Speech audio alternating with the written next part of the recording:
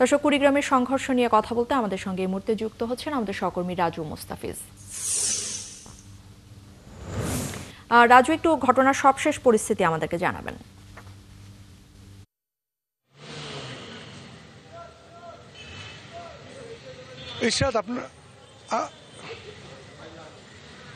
ইরশাদ, আপনাকে ধন্যবাদ। সবশেষ অবস্থা হচ্ছে নাগেশ্বরীর যে পূর্ব হাল্লা গ্রামটি, সন্তোষপুরের যে পূর্ব হাল্লা গ্রামটি এখনও থমথমে অবস্থা বিরাজ করছে।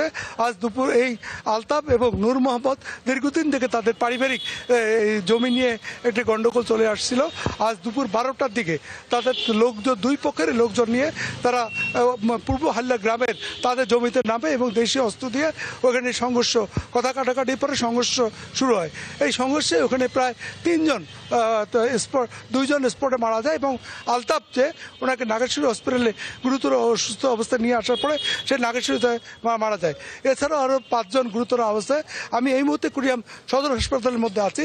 এখানে 2 জন মুমূর্ষু রোগী এখানে ভর্তি হয়েছেন। 2 জন নাগেশ্বরী স্বাস্থ্য কমপ্লেক্সে এবং একজন রংপুরে পাঠিয়েছেন। আমাকে নাগেশ্বরী থানার ওসি উনি আমাকে বলেছেন যে আসলে এই ঘটনার পরপরই তারা একটা টিম তাদের ওখানে পাঠিয়েছেন এবং পাঠার পরে তারা যেসব মানুষ ওখানে যে মারামারি করেছিলেন বা গণ্ডগোলের সাথে জড়িত ছিলেন তারা সবে পালিয়েছে এবং পুরো সন্তোষপুর ইউনিয়ন এই মুহূর্তে থমথমে অবস্থা বিরাজ করছে। তারা জানাচ্ছে এই আলতাফ এবং নূর মোহাম্মদ তাদের দীর্ঘদিন থেকে তাদের যে পারিবারিক যে জমি নিয়ে একটি গণ্ডগোল চলে আসছিল, তারই ফলশ্রুতিতে আজকের এই ঘটনাটা ঘটে। এখন পর্যন্ত সর্বশেষ খবর অনুযায়ী ওইখানে যে মারা গেছেন যে 3 জন, তাদেরকে পুলিশ বলছে যে এইসব তাদের নিয়ে মরদেহ, যে তাদের এই মরদেহগুলো পোস্টমর্টমের জন্য কুড়িগ্রাম পাঠিয়েছেন। তবে আপনাকে বলে রাখি, এখন পর্যন্ত কোনো মামলা হয়নি। মামলার একটি প্রক্রিয়া চলছে।